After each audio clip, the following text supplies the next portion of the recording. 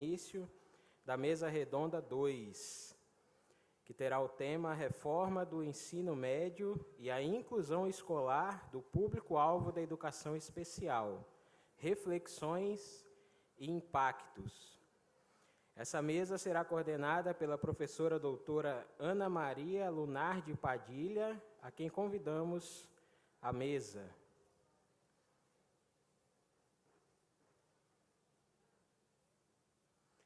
A professora Ana Maria irá coordenar a palestra dos professor doutor Gaudêncio Frigoto, da Universidade Federal do Rio de Janeiro, e da professora doutora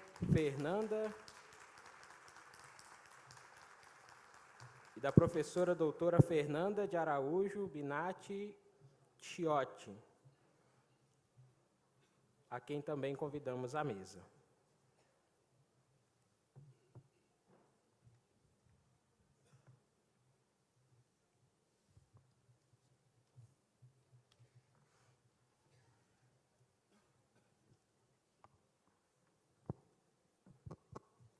Boa tarde, muito bom estarmos aqui novamente juntos, né?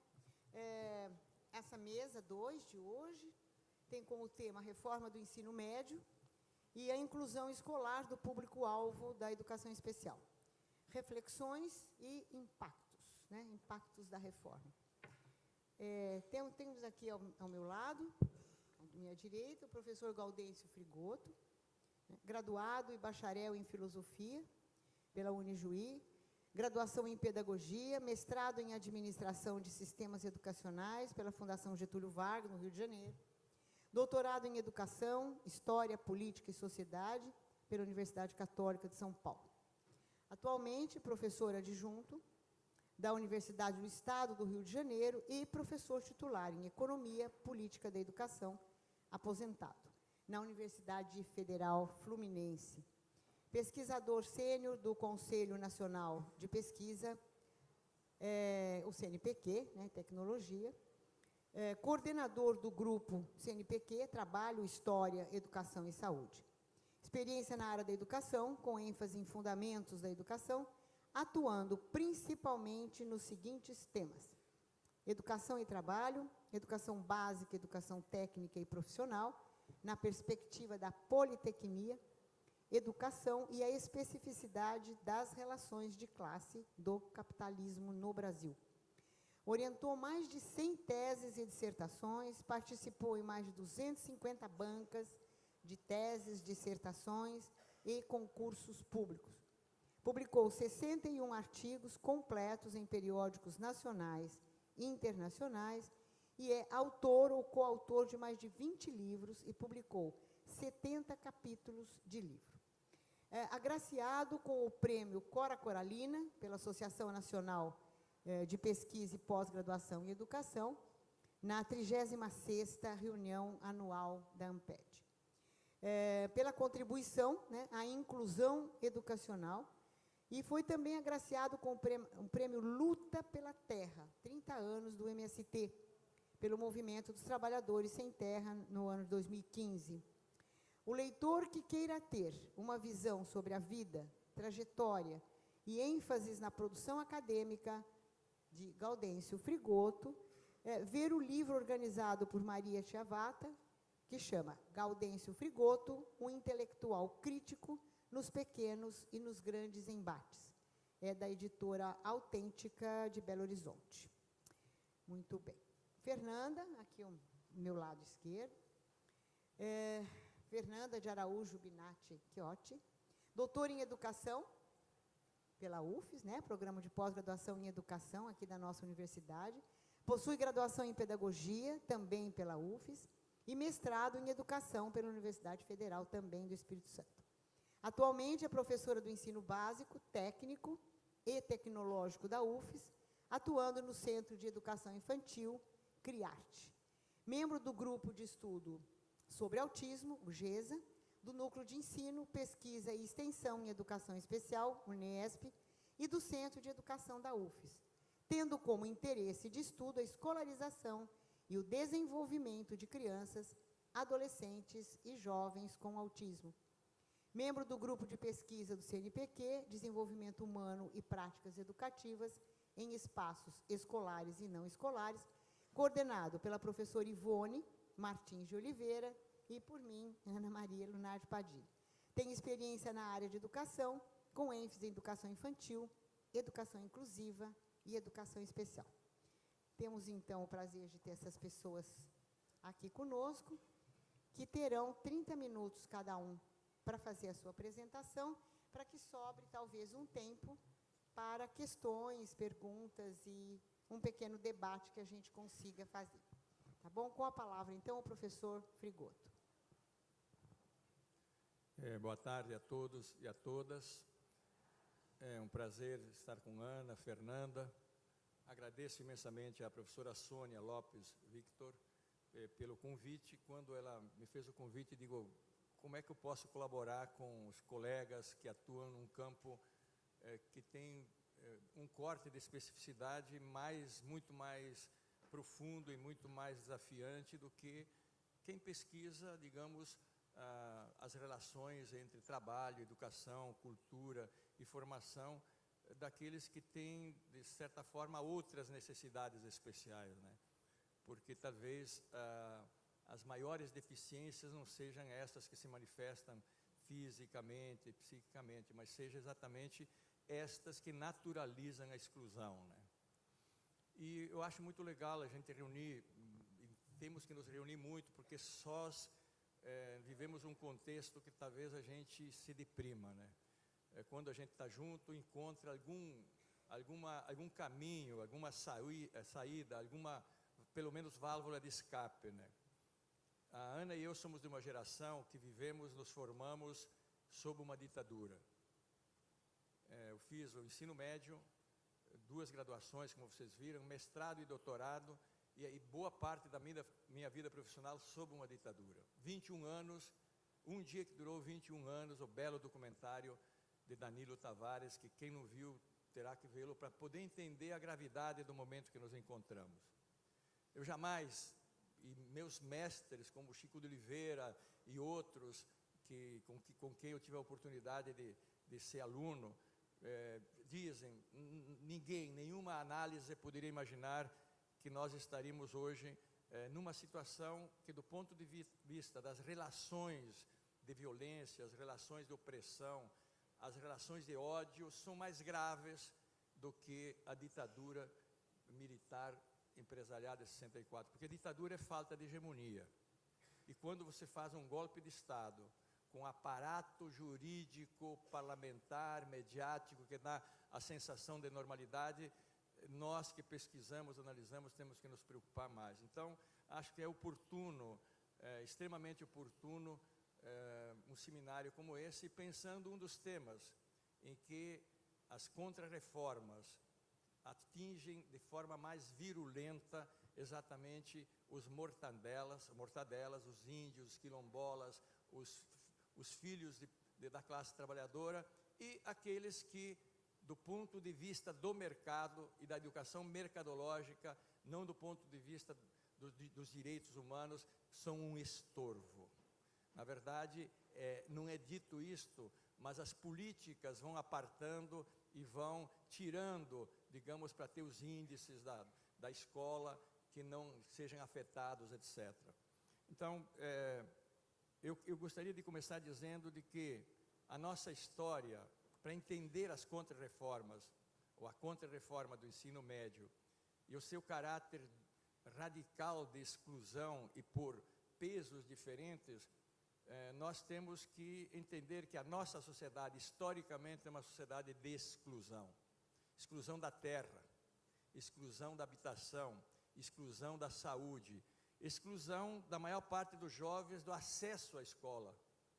São 15, 14 milhões de analfabetos absolutos, em uma vergonha absurda. São excluídos de poder ler o número do ônibus que vão tomar. Isso é uma coisa inimaginável para todos nós.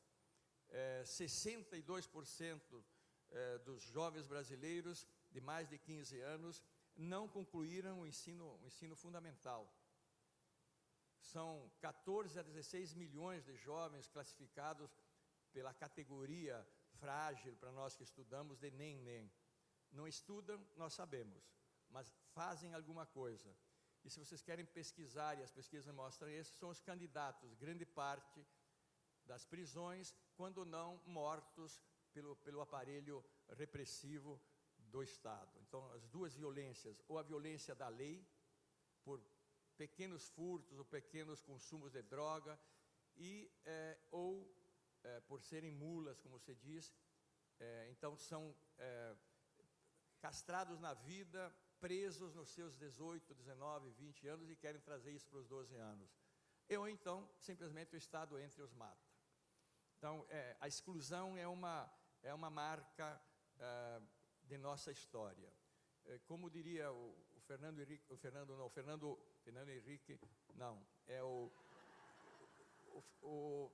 Veríssimo, né? Ele sintetiza muito bem isso.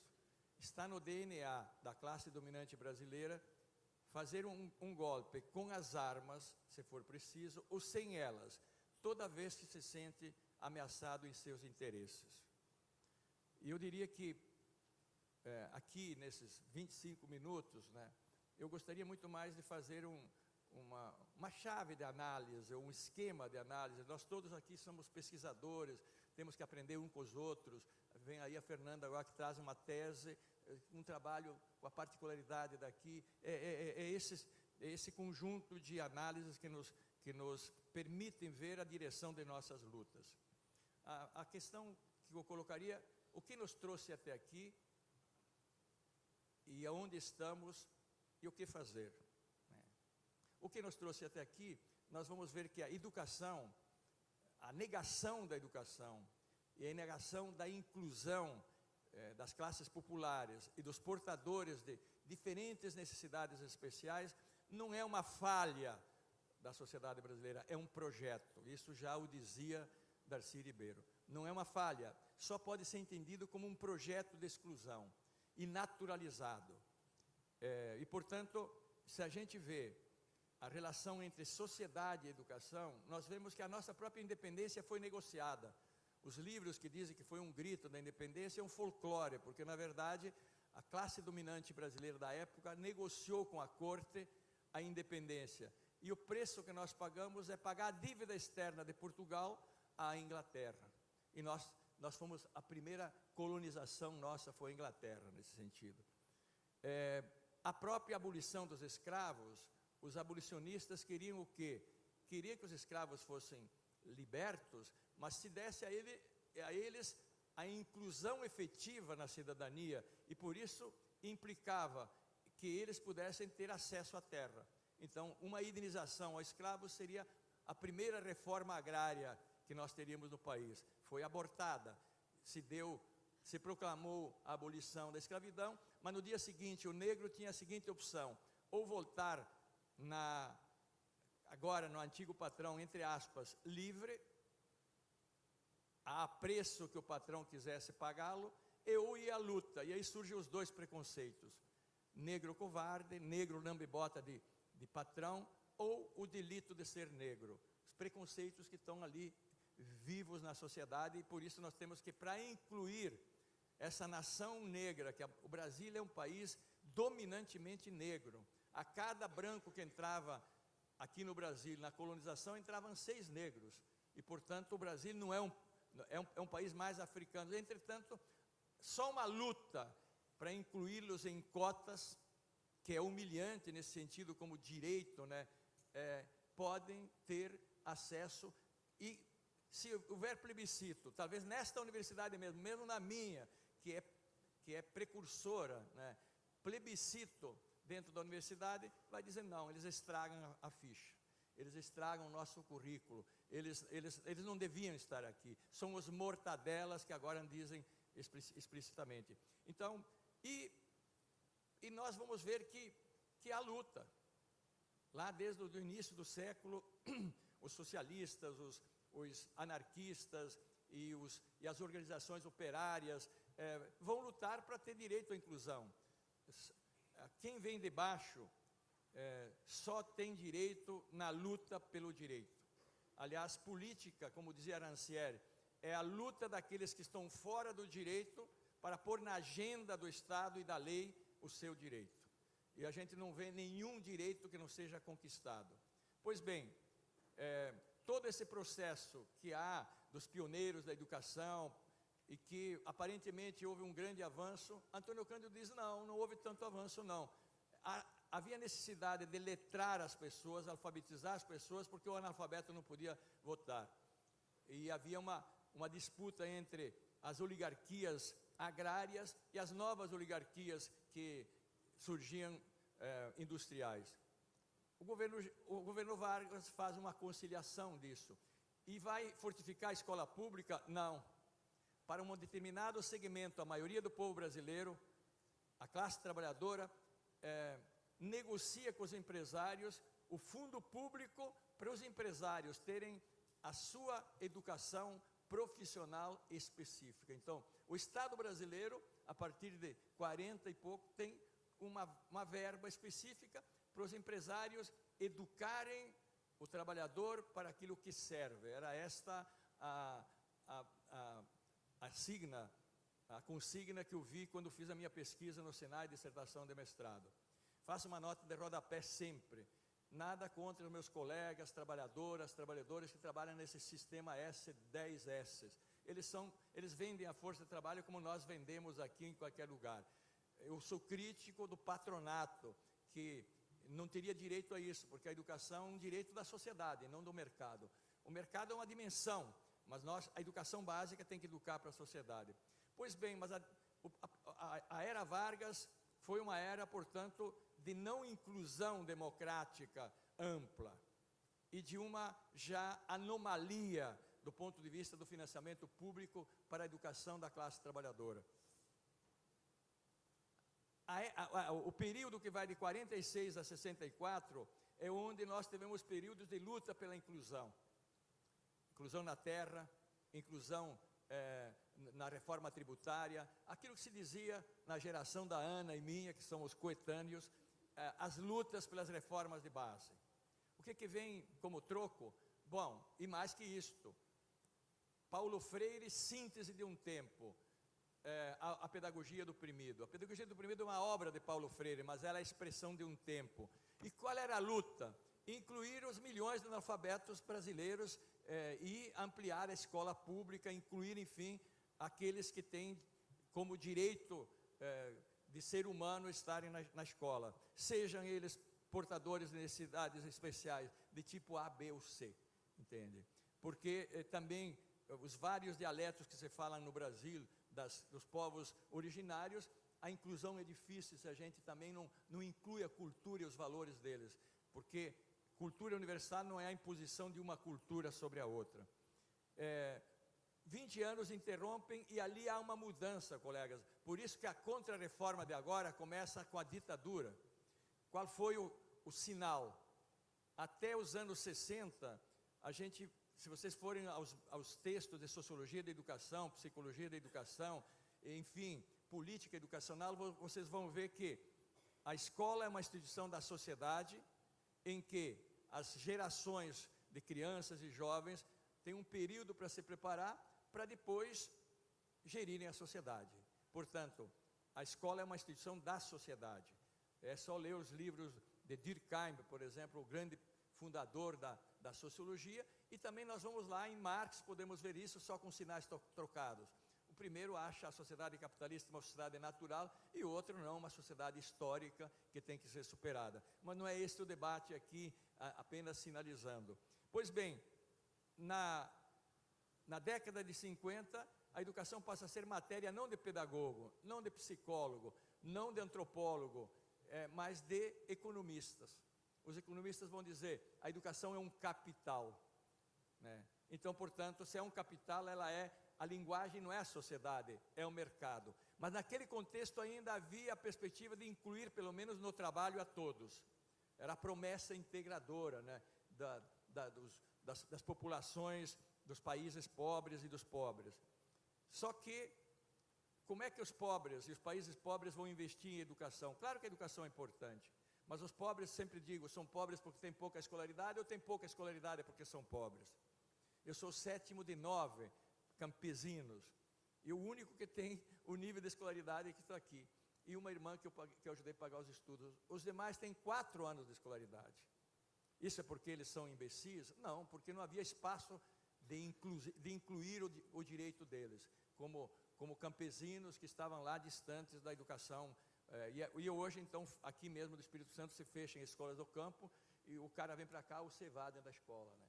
Pois então, 64 faz a reforma, como disse Saviani, do ensino médio, da pré-escola à pós-graduação sobre este mote. Nós tivemos a década de 80, companheiras e companheiros, auspiciosa no debate, auspiciosa na luta, tanto que nós conseguimos na Constituição colocar algo que nunca tinha posto. Primeiro, colocar os povos originários como cidadãos. Até então, eram considerados de menores. E até a igreja eu vivi lá perto de toldos de índio, quando eu era jovem, até a igreja entendia o índio, a igreja católica, como ímpio, que não tinha alma, e portanto ele não tinha direito de ser enterrado no cemitério Campo Santo, ele é enterrado lá no canto. Veja, a igreja também é uma instituição humana, entende? E portanto ela também erra, e nesse caso errou brutalmente. Pois, então, nesse contexto da década de 80, lá a Constituição diz o quê? A Constituição diz que a educação é um direito social e subjetivo, isto é, social de todos, e subjetivo que tem que atender às particularidades de cada pessoa, autista, que tem problemas, enfim, de bilíngue, e todas as gradações de problemas que as pessoas podem, a natureza herdá-los ou a sociedade produzi-los, né? Então, só que, se vocês forem na internet e colocarem lá, Fábio Conder Comparato, duas constituições, ele vai mostrar que desde o Império sempre houve no Brasil 2 constituições, uma que vai incorporando nossas reivindicações, e a outra que é subliminar, que as oligarquias a praticam. Então, só um exemplo da Constituição de 88, da inclusão dos portadores de necessidades especiais, que luta para um pai e uma mãe, às vezes mesmo na escola pública, para poder ter o atendimento, primeiro poder matricular, e depois ter o atendimento que a Constituição lhe garante. Um tratamento que desenvolva, a partir das suas necessidades, o seu direito. E eu sou de uma geração, por exemplo, que é síndrome de Down, as pessoas escondiam, não é verdade? E hoje, vocês mais que eu podem dizer que as pessoas com síndrome de Down têm todo um tratamento, que podem ter uma vida social absolutamente, eu conheço da família, e que tendo aqui exatamente o que é um direito subjetivo, consegue isto. Então, a Constituição também diz que nós teríamos que fazer um imposto sobre grandes fortunas. Também diz que nós deveríamos regulamentar a mídia. Alguma coisa dessa está regulamentada? Não, exatamente porque quem deveria regulamentar é essa oligarquia. As oligarquias do judiciário, que são as mais perversas e as mais cínicas. As oligarquias do parlamento, a bola, a Bíblia, a bula, a bala e o boi, né? São os grandes grupos que dominam e que depõem e põem, dão golpes, etc, etc. Então, a década de 80, nós colocamos lá também o conceito de educação básica e o ensino médio como a etapa final da educação básica.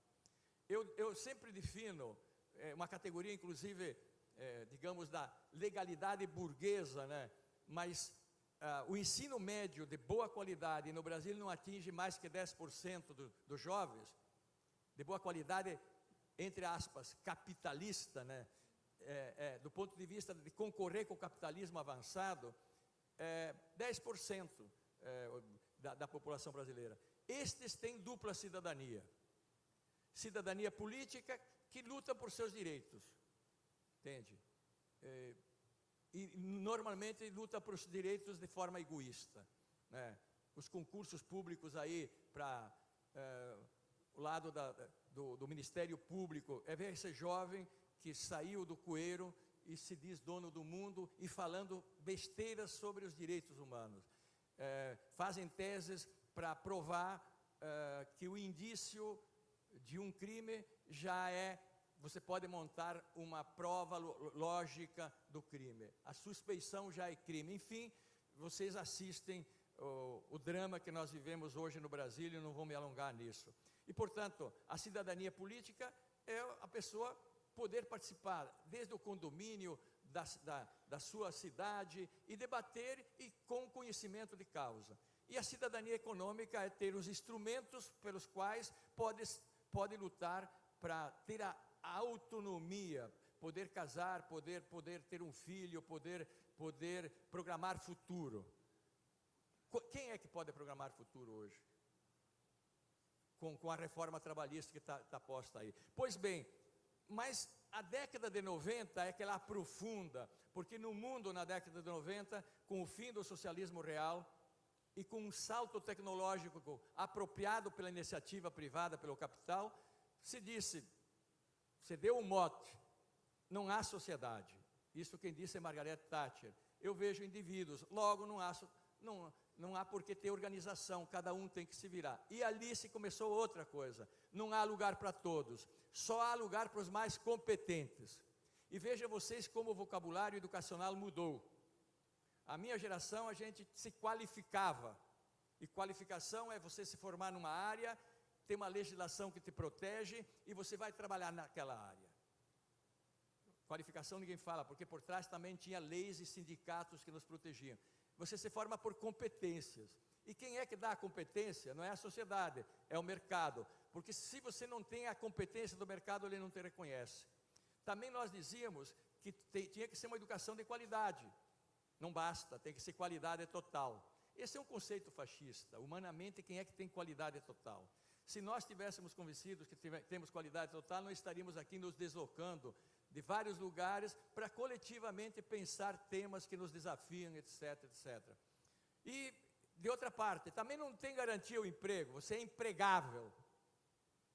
Ah, bom, mas se não, seja patrão de você mesmo, né?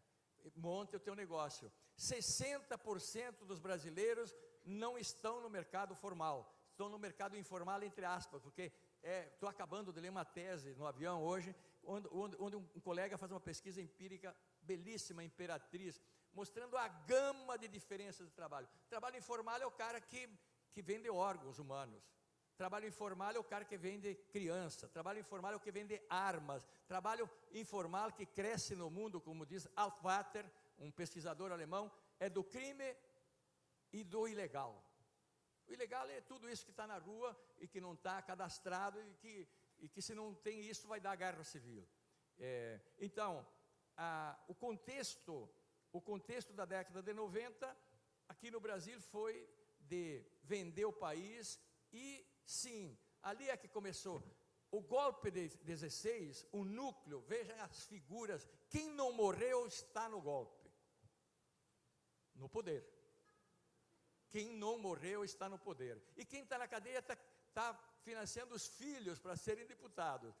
Está hoje a manchetes do Globo dizendo o seguinte: o PMDB do Rio reservou a maior verba para o filho de Cabral, filho de Persiani, filho, não vou dizer o resto, né? Então, porque senão dá palavrão. Então, é um contexto da década de 90 que é rompido com todas as contradições. Ontem nós tivemos um belo debate com o professor Boito, recomendo o livro dele, Crise Brasileira, uma análise dos governos Lula e Dilma. Uma análise empírica responsável.